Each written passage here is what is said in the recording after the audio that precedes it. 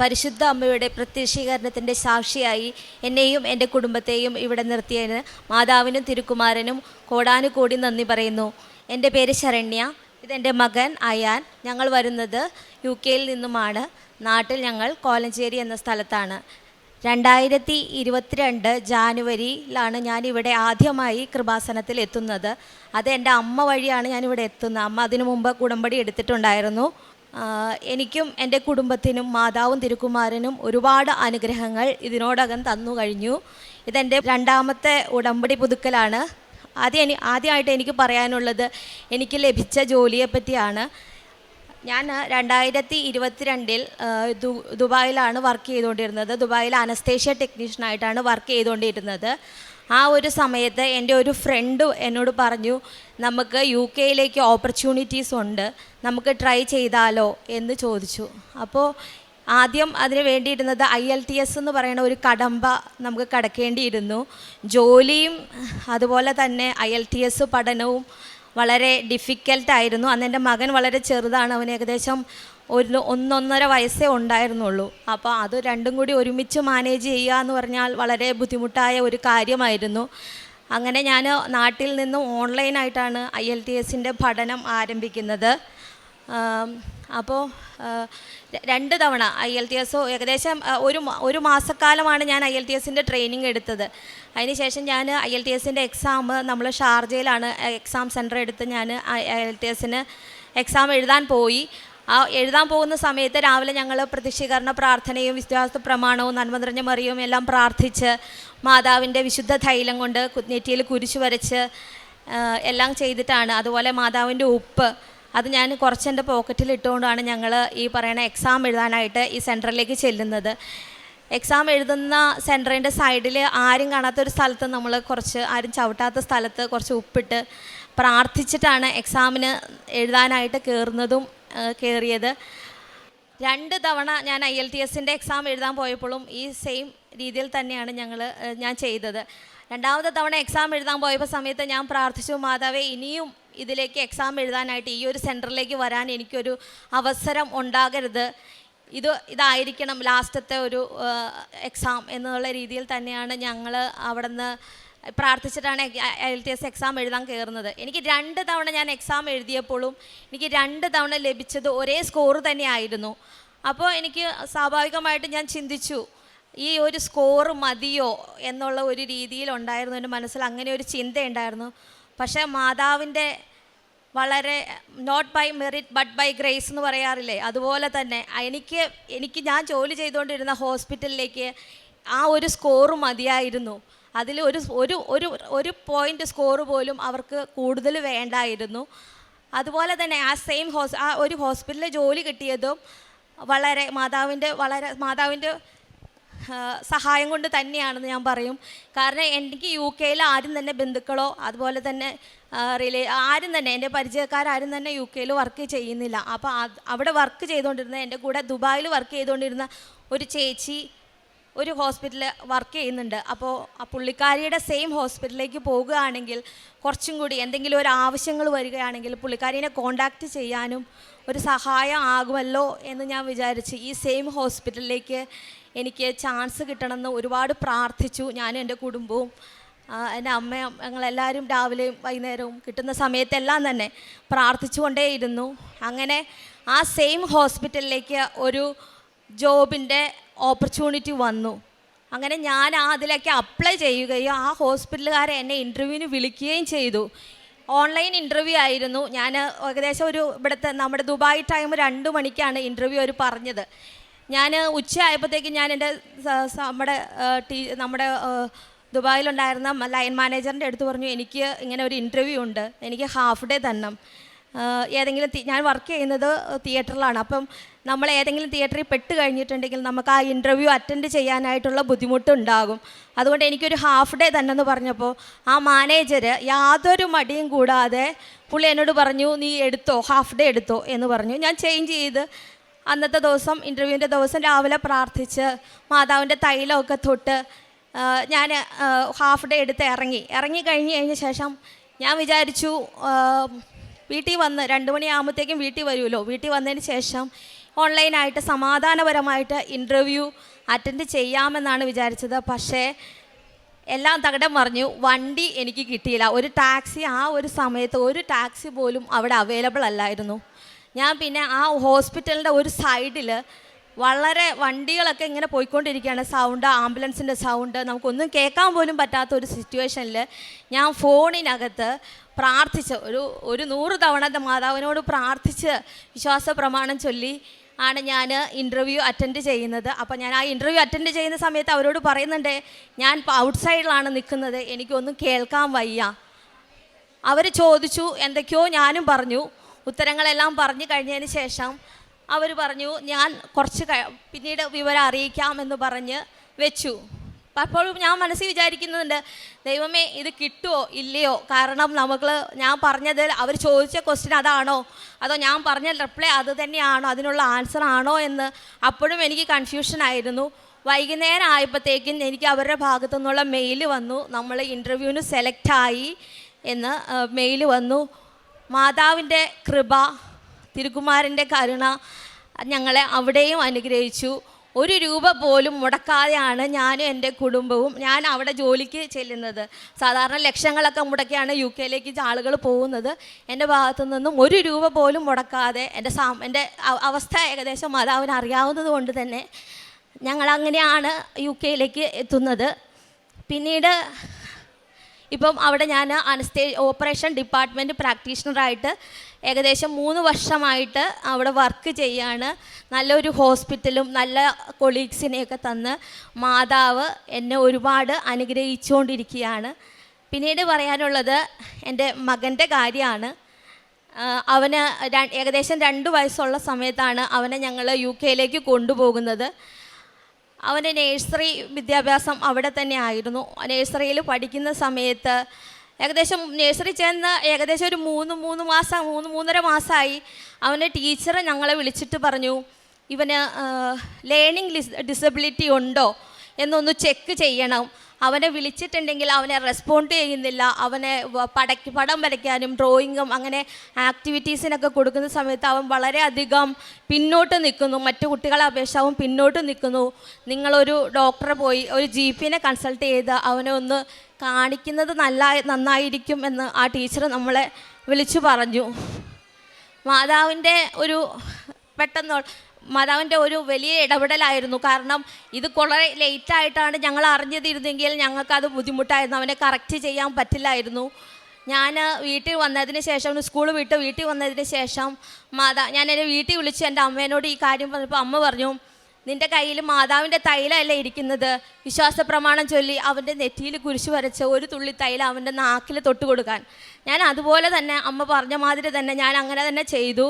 അതിനുശേഷം ഇപ്പോൾ ആ ഒരു ഇൻസിഡൻറ്റിന് ശേഷം പിന്നീട് ഒരിക്കലും ഒരു ടീച്ചർമാരും അവനെപ്പറ്റി അവനൊരു പ്രോബ്ലം ഉള്ളതായിട്ടോ അവനൊരു ബുദ്ധിമുട്ടുള്ളതായിട്ടോ ഒന്നും പറഞ്ഞിട്ടില്ല.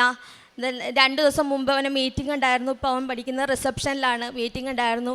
ടീച്ചർമാർക്കെല്ലാം തന്നെ അവനെപ്പറ്റി നല്ല അഭിപ്രായം പറയുകയാണ്. മാതാവിൻ്റെ ഒരു വലിയ സംരക്ഷണമാണ് എൻ്റെ മകൻ അവിടെ കിട്ടിയത്. പിന്നീട് പറയാനുള്ളത് ഇവൻ്റെ തന്നെ വേറൊരു കാര്യമാണ് പറയാനുള്ളത്. കഴിഞ്ഞ വർഷം ഇവനെ സ്കൂൾ വിട്ട സമയത്ത് ഹസ്ബൻഡാണ് കൂട്ടാൻ പോയത്. ഹസ്ബൻഡിൻ്റെ കൂടെ ടീച്ചർമാർ ഇവനെ പറഞ്ഞു വിട്ട് കഴിഞ്ഞപ്പോൾ ഇവനും വേറൊരു കുട്ടിയും ഞങ്ങളുടെ കൂടെ ഉണ്ടായിരുന്നു. ആ കുട്ടിയുടെ കൂടെ ഇവൻ കളിച്ചുകൊണ്ടിരിക്കുന്നത് ഹസ്ബൻഡ് കണ്ടതാണ്. പിന്നീട് ഹസ്ബൻഡ് അപ്പോൾ ഒരു കൂട്ടുകാരനോട് സംസാരിച്ചുകൊണ്ടിരുന്ന് തിരിഞ്ഞു നോക്കുമ്പോൾ ഇവനെ കാണാനില്ല. എല്ലാവരും ഈ ബ്ലാക്ക് കളർ ജാക്കറ്റ് ഇട്ട് പേരൻസ് എല്ലാം വരുന്നത് തണുപ്പായതുകൊണ്ട് ജാക്കറ്റ് ഇട്ടുകൊണ്ട് പോകുമ്പോൾ ഏതെങ്കിലും പേരൻസിൻ്റെ കൂടെ പോയോ എങ്ങനെയാണ് ഒന്നും അറിയത്തില്ല. ഹസ്ബൻഡാണെങ്കിൽ ആകെ ടെൻഷനായി പോയി. ഹസ്ബൻഡിൻ്റെ കൂടെ ഉണ്ടായിരുന്ന ഫ്രണ്ട്സും പെട്ടെന്ന് അവിടെ വന്ന ടീച്ചർമാരോട് കാര്യങ്ങൾ പറഞ്ഞു. അപ്പോഴത്തേക്ക് അവർ ഫ്രണ്ട് ഗേറ്റ് ക്ലോസ് ചെയ്തു. സ്കൂളിൻ്റെ എല്ലാ ഗേറ്റും ക്ലോസ് ചെയ്തിട്ട് ഫുള്ളായിട്ട് അവർ ഓരോ ക്ലാസ് റൂമും കയറി ഇറങ്ങി ചെക്ക് ചെയ്തിട്ടും ഇവനെപ്പറ്റി യാതൊരു ഐഡിയ ഇല്ല. കാരണം അവർ ടെൻഷൻ അടിക്കാൻ കാരണം എന്താണെന്ന് വെച്ചിട്ടുണ്ടെങ്കിൽ സ്കൂളിൻ്റെ ഫ്രണ്ടിൽ വലിയൊരു കാർ പാർക്കിംഗ് ആണ്. അതുപോലെ തന്നെ തൊട്ട് മുമ്പിലായിട്ട് ചെറിയൊരു തോട് പോലെ അത്യാവശ്യം വെള്ളമുണ്ട്, നല്ല രീതിയിൽ വെള്ളം പോകുന്ന ഒരു സ്ഥലമാണ്. അവിടെ നമ്മളെ ഈ താറാവൊക്കെ നിൽക്കുന്നതുകൊണ്ട് പിള്ളേരെങ്ങാനും നോക്കി നിന്ന് അതിലേക്ക് എങ്ങാനും വീണു പോവുമോ എന്നൊക്കെയായിരുന്നു ടീച്ചർമാരൊക്കെ ചിന്തിച്ചതും ഹസ്ബൻഡ് അടക്കം ചിന്തിച്ചത് അങ്ങനെയാണ്. ആ ഒരു ടൈമിൽ ഇവൻ്റെ ടീച്ചർ പറഞ്ഞു, എന്നാൽ നമുക്ക് സെയിൽസ്ബറി എന്ന് പറയാൻ തൊട്ടടുത്ത് സെയിൽസ്ബറിയുടെ ഒരു സൂപ്പർ മാർക്കറ്റ് ഉണ്ട്, അവിടെ ഒന്ന് പോയി നോക്കാം. അവിടെയാണെങ്കിൽ ഒരുപാട് ഈ ഹോംലെസ് ആയിട്ടുള്ള ആളുകൾ ഇരിക്കുന്നുണ്ട്. ഈ കുട്ടികളെ കൊണ്ടുപോയോ തട്ടിക്കൊണ്ടുപോയോ എന്താണെന്നൊന്നും അറിയാൻ പറ്റാത്ത ഒരു സിറ്റുവേഷനിൽ ആ സാറ് തന്നെ ഒരു 2-3 തവണ ആ സെയിൽസ്ബറിയുടെ അകത്തും അതിൻ്റെ പുറത്തും ഒക്കെ ചെക്ക് ചെയ്തു. എന്നിട്ട് ഇവനെ കണ്ടില്ല. അപ്പോൾ ടീച്ചർ ഹസ്ബൻഡിൻ്റെ അടുത്ത് വന്നിട്ട് പറഞ്ഞു, നമുക്ക് ഇനി നോക്കിയിട്ട് കാര്യമില്ല, നമുക്ക് പോലീസിനെ അറിയിക്കണം, അതല്ലാതെ വേറെ ഓപ്ഷനില്ല. അവർ വന്ന് ചെക്ക് ചെയ്യട്ടെ, ക്യാമറയൊക്കെ ചെക്ക് ചെയ്യാതെ ഇനിയിപ്പോൾ നമുക്കൊന്നും അറിയാൻ പറ്റത്തില്ല എന്നുള്ള ഒരു അവസ്ഥയിലേക്ക് വന്നു. അപ്പം ഹസ്ബൻഡ് പറഞ്ഞു, ഇല്ല ഞാനൊന്നും കൂടി പോയി നോക്കട്ടെ, സെയിൽസ്ബറിയുടെ അവിടെ ഞാനൊന്നും കൂടി ഒന്ന് പോയി നോക്കാം എന്ന് പറഞ്ഞ് ഹസ്ബൻഡ് ഒന്നോടെ ചെന്ന് നോക്കിയ സമയത്ത് ഇവൻ നമ്മുടെ കാറിൻ്റെ ഫ്രണ്ടിൽ മാതാവ് പിടിച്ചു നിർത്തിയ മാതിരി പുള്ളി ആ കാറിൻ്റെ ഫ്രണ്ടിൽ നിൽക്കുകയാണ്. ഒരു കുഴപ്പമില്ല, പുള്ളിയും പേടിച്ചു പോയി. കാരണം ഇത്രയും സമയം വേറെ ഒരു കാറിന് മുമ്പിൽ പോയിരുന്നില്ല. കാരണം പാർക്കിംഗ് ആണ്, അത്യാവശ്യം കാറുകളെല്ലാം വന്ന് പോയിക്കൊണ്ടിരിക്കുന്ന ഒരു സൂപ്പർ മാർക്കറ്റാണ്. അപ്പോൾ ഒരു വണ്ടിയുടെയും ഫ്രണ്ടിലേക്ക് ചാടാതെ പുള്ളി കറക്റ്റായിട്ട് നമ്മുടെ കാറിൻ്റെ ഫ്രണ്ടിൽ തന്നെ വന്ന് നിന്നു. അതിൽ മാതാവിനെ ഒരുപാട് നന്ദി പറയണു. എന്നിട്ട് മകൻ ഇങ്ങനെ നിൽക്കുന്നുണ്ടെങ്കിൽ മാതാവിൻ്റെ കരുണ കൊണ്ട് മാത്രമാണ്. മാതാവിന് അത്രമാത്രം ഞങ്ങളെപ്പോഴും പറയും, അവനെ ഹോൾഡ് ചെയ്തിരിക്കുന്ന മാതാവാണെന്ന് പറയും. മാതാവും തിരുക്കുമാരനാണ് അവനെ എപ്പോഴും ഹോൾഡ് ചെയ്തുകൊണ്ടിരിക്കുന്നതെന്ന് പറയാറുണ്ട്. പിന്നീട് പറയാനുള്ളത്, UK-യിലെ ഏറ്റവും വലിയ ബുദ്ധിമുട്ടാണ് നമുക്ക് താമസിക്കാനുള്ള ഒരു സൗകര്യം. നമ്മളിപ്പോൾ ആദ്യമായിട്ടൊക്കെ ചെല്ലുന്ന സമയത്ത് എനിക്ക് ആദ്യം ചെന്ന സമയത്ത് 3 മാസം ഹോസ്പിറ്റലുകാർ അക്കോമഡേഷൻ തന്നായിരുന്നു. അത് കഴിഞ്ഞതിന് ശേഷം നമ്മൾ ഓട്ടോമാറ്റിക്കലി മാറണം. ആ 3 മാസം കഴിഞ്ഞ് കഴിഞ്ഞാൽ അവർ മാറണം. അതുപോലെ എൻ്റെ ഫാമിലി ആ സമയത്ത് നാട്ടിലായിരുന്നു. എനിക്ക് ഫാമിലീനെയും എല്ലാവരെയും കൊണ്ടുവരികയും ചെയ്യണം. അപ്പം ഞങ്ങൾ അത്യാവശ്യം റൂമിന് നോക്കിക്കൊണ്ടിരുന്നു. വീടുകൾ കിട്ടാനായിട്ട്, റെൻറ്റിന് വീടുകൾ കിട്ടാനായിട്ട് ഞങ്ങൾ ചെക്ക് ചെയ്തുകൊണ്ടിരുന്ന സമയത്ത് ഒരു തരത്തിലും എല്ലാ സൈറ്റുകളും നോക്കുമ്പോൾ അവർ ചോദിക്കുന്ന ക്രൈറ്റീരിയ 2 പേർക്ക് ജോലി. ആ സമയത്ത് ഞാൻ മാത്രമേ അവിടെ ഉള്ളൂ. 2 പേർക്ക് ജോലി, കാര്യങ്ങളെല്ലാം വേണം.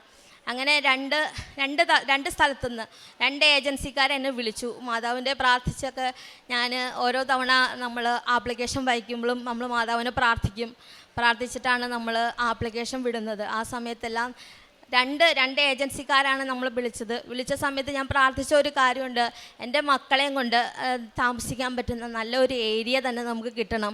അവർക്ക് വിദ്യാഭ്യാസത്തിനായാലും സ്കൂൾ അടുത്ത് വേണം. അതുപോലെ തന്നെ ബസ് സ്റ്റോപ്പും കാര്യങ്ങളും അത്യാവശ്യം കടകളും അടുത്തുള്ള നല്ല ഒരു ഏരിയ തന്നെ കിട്ടണം എന്നായിരുന്നു ഞങ്ങളുടെ പ്രാർത്ഥന.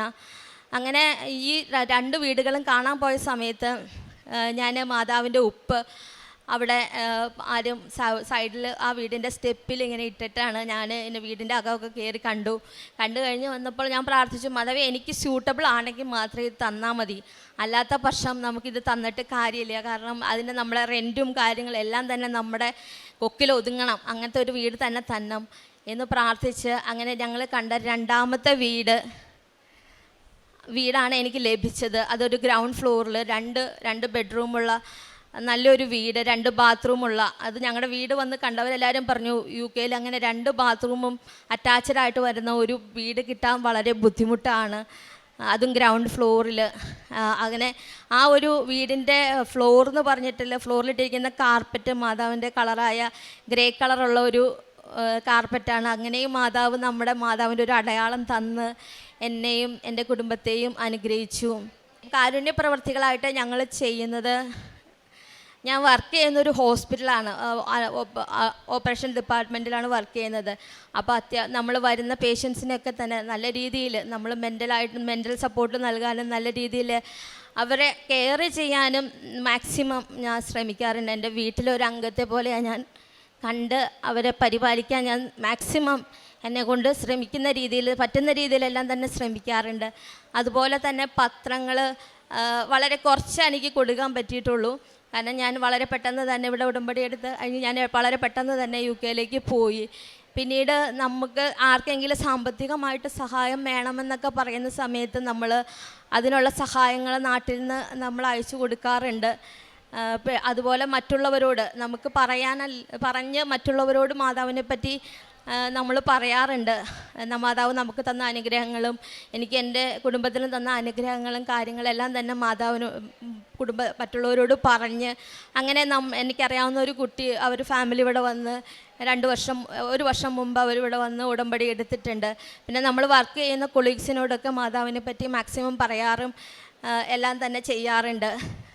ആത്മീയ ജീവിതം എന്ന് പറഞ്ഞു കഴിഞ്ഞിട്ടുണ്ടെങ്കിൽ നമ്മൾ രാവിലെ ഡെയിലി ബ്രെഡ്, അതുപോലെ തന്നെ അച്ഛൻ്റെ ചൊവ്വാഴ്ചകളിലെ ഉടമ്പടി ധ്യാനം ഇതെല്ലാം കൂടാറുണ്ട്. അതുപോലെ തന്നെ ഷെയർ ചെയ്യാറുണ്ട്.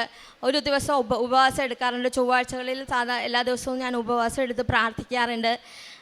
അച്ഛൻ്റെ സാക്ഷ്യങ്ങൾ ഒരുപാട് നേരത്തെ പാട്ടുകളൊക്കെ കേട്ടുകൊണ്ടിരുന്ന ഞാനിപ്പോൾ സാക്ഷ്യങ്ങളാണ് അടുക്കളയിൽ ഇങ്ങനെ സാക്ഷ്യം വെച്ചുകൊണ്ട് നിന്നിട്ടാണ് ഞങ്ങൾ കാര്യങ്ങൾ മീൻസ് വർക്ക് പണിയുടെ സമയത്തായാലും എൻ്റെ ഹെഡ്സെറ്റ് വെച്ചിട്ട് അത് ഈ സാക്ഷ്യം കേൾക്കും. അത് നല്ലതാണെങ്കിൽ അത്യാവശ്യം നമുക്ക് മറ്റുള്ളവർക്ക് ഉപകാരപ്പെടുന്ന സാക്ഷ്യങ്ങളാണെങ്കിൽ അത് മറ്റുള്ളവർക്ക് ഷെയർ ചെയ്ത് കൊടുക്കാനും മാക്സിമം നമ്മൾ ശ്രമിക്കാറുണ്ട്. ഇതൊക്കെയാണ് ഞങ്ങളുടെ ആത്മീയ ജീവിതവും കാരുണ്യ പ്രവർത്തികളും. മരണം വരെ മാതാവിൻ്റെ പ്രത്യക്ഷീകരണത്തിൻ്റെ സാക്ഷിയായി ഉടമ്പടിയിൽ തന്നെ ജീവിക്കുവാനായിട്ട് ഞാനും എൻ്റെ കുടുംബവും ആഗ്രഹിക്കുന്നു. അതിന് മാതാവും തിരുക്കുമാരനും ഞങ്ങളെ അനുഗ്രഹിക്കുന്നുവെന്ന് ഞാൻ ഉറച്ചു വിശ്വസിക്കുന്നു. ഇനിയും എൻ്റെ ജീവിതത്തിൽ നല്ല നല്ല കാര്യങ്ങൾ എനിക്ക് അങ്ങോട്ട് ചെയ്യാനും അതുപോലെ തന്നെ മാതാവ് അതിന് എന്നെ പ്രാപ്തയാകുമെന്ന് ഞാൻ വിശ്വസിക്കുന്നു. മാതാവിനും തിരുക്കുമാരനും കോടാനുകൂടി നന്ദി. ആമേൻ. വിത്ത് ചുമന്നുകൊണ്ട് വിലാപത്തോടെ വിതയ്ക്കാൻ പോകുന്നവൻ കറ്റ ചുമന്നുകൊണ്ട് ആഹ്ലാദത്തോടെ വീട്ടിലേക്ക് മടങ്ങും. സങ്കീർത്തനം 126 6-ാം വചനമാണ്. നമ്മുടെ കണ്ണീർ കാണുന്ന ഒരു ദൈവമാണ് നമ്മുടെ കൂടെയുള്ളത്. നമ്മുടെ പരിശ്രമം ഒരു നാൾ ഫലം കാണുമെന്ന ഒരു ഉറച്ച വിശ്വാസമാണ് ഉടമ്പടിയിൽ നമുക്കുള്ളത്. കണ്ണീരോടെ ഈ സന്നിധിയിൽ വന്ന് പ്രാർത്ഥിക്കുമ്പോൾ, ഉടമ്പടിയിൽ വിശ്വസ്തയോടെ നിലനിൽക്കുമ്പോൾ ദൈവം ആനന്ദത്തിൻ്റെ കൊയ്ത്ത് നൽകിയാണ് നമ്മെ അനുഗ്രഹിക്കുന്നത്.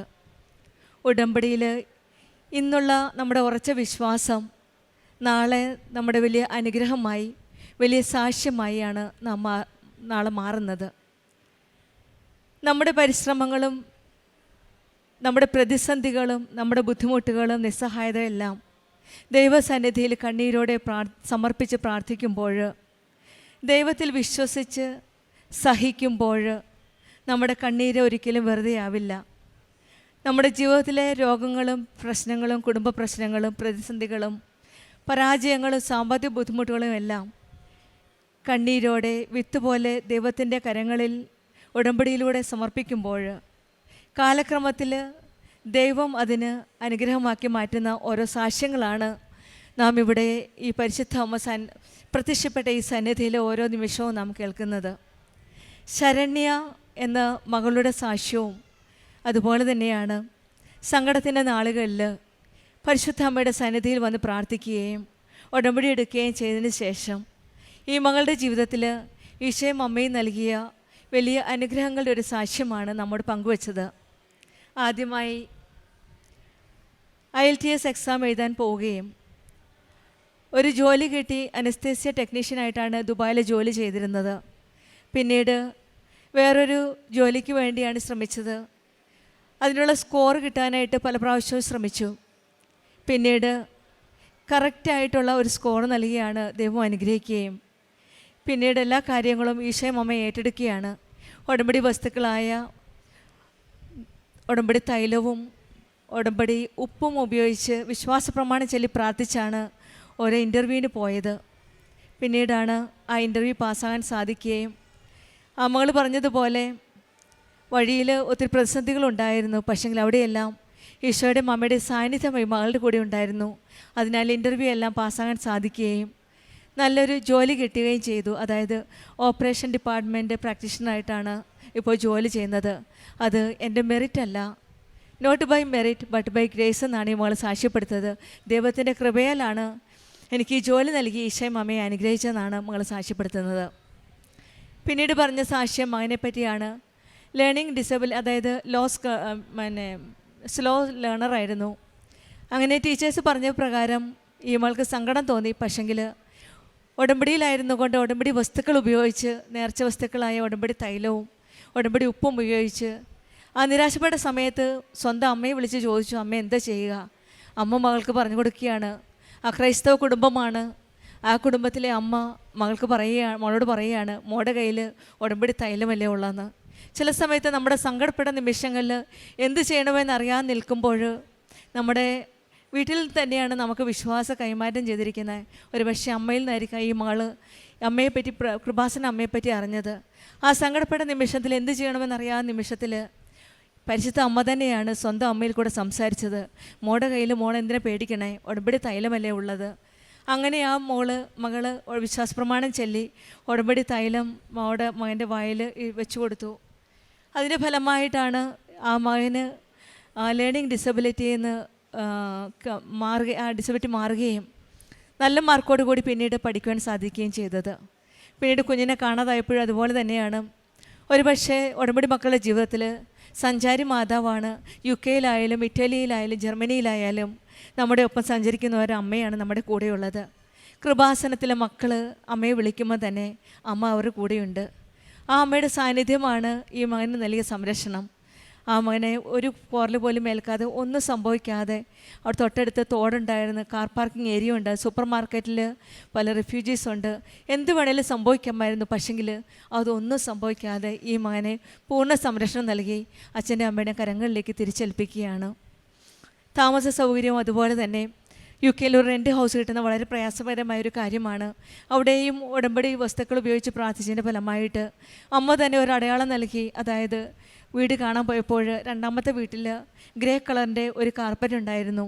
അവിടെയും അമ്മയുടെ സാന്നിധ്യം മനസ്സിലാക്കി ഈ മകൾക്ക് ഒരു ഉറപ്പ് കൊടുത്തു, ഞാൻ നിങ്ങളുടെ കൂടെയുണ്ട്. അമ്മയുടെ ആ സാന്നിധ്യം, സഞ്ചാരി മാതാവിൻ്റെ ആ സാന്നിധ്യം ഈ മകൾക്ക് അവിടെയും മനസ്സിലാക്കാൻ, അനുഭവിക്കാൻ സാധിച്ചു. നമ്മുടെ ജീവിതത്തിലും നമ്മുടെ ഓരോ കാര്യങ്ങളും ഈശോയുടെ കരങ്ങളിലേക്ക് വിട്ടുകൊടുക്കാം. പരിശുദ്ധ അമ്മയുടെ ഇടപെടലിലൂടെ ഉടമ്പടിയിൽ സന്തോഷത്തിൽ നമ്മുടെ എല്ലാ ദുഃഖങ്ങളും കൊയ്ത്താക്കി മാറ്റാൻ പ്രാർത്ഥിക്കാം. ഈശോയുടെയും അമ്മയുടെയും കാരുണ്യവും അനുഗ്രഹവും നമ്മുടെ കൂടെയുണ്ടെന്ന് നമുക്ക് വിശ്വസിക്കാം. വിത്ത് ചുമന്നുകൊണ്ട് വിലാപത്തോടെ നമ്മൾ ഈ സന്നിധിയിൽ വരുമ്പോൾ കറ്റ ചുമന്നുകൊണ്ട് ആഹ്ലാദത്തോടെ വീട്ടിലേക്ക് മടങ്ങുവാനുള്ള അനുഗ്രഹത്തിനായിട്ട് നമുക്കും പ്രാർത്ഥിക്കാം. ശരണ്യയ്ക്കും കുടുംബത്തിൽ ലഭിച്ച എല്ലാ അനുഗ്രഹങ്ങൾക്കും നമുക്ക് കരങ്ങളടിച്ച് ദൈവത്തെ മഹത്വപ്പെടുത്താം. യേശുവേ നന്ദി, യേശുവേ സ്തുതി, ആവേ മരിയ. അത്യപൂർവ ദൈവാനുഭവങ്ങൾ ഇനി നിങ്ങൾക്കും സ്വന്തം. ഈ യൂട്യൂബ് ചാനൽ ഇതുവരെ സബ്സ്ക്രൈബ് ചെയ്തിട്ടില്ലെങ്കിൽ ഇപ്പോൾ തന്നെ സബ്സ്ക്രൈബ് ചെയ്യുക. ഈ വീഡിയോ ഇപ്പോൾ തന്നെ നിങ്ങളുടെ സുഹൃത്തുക്കൾക്ക് ഷെയർ ചെയ്തുകൊണ്ട് കർത്താവിൻ്റെ പ്രേക്ഷിതരാകുക.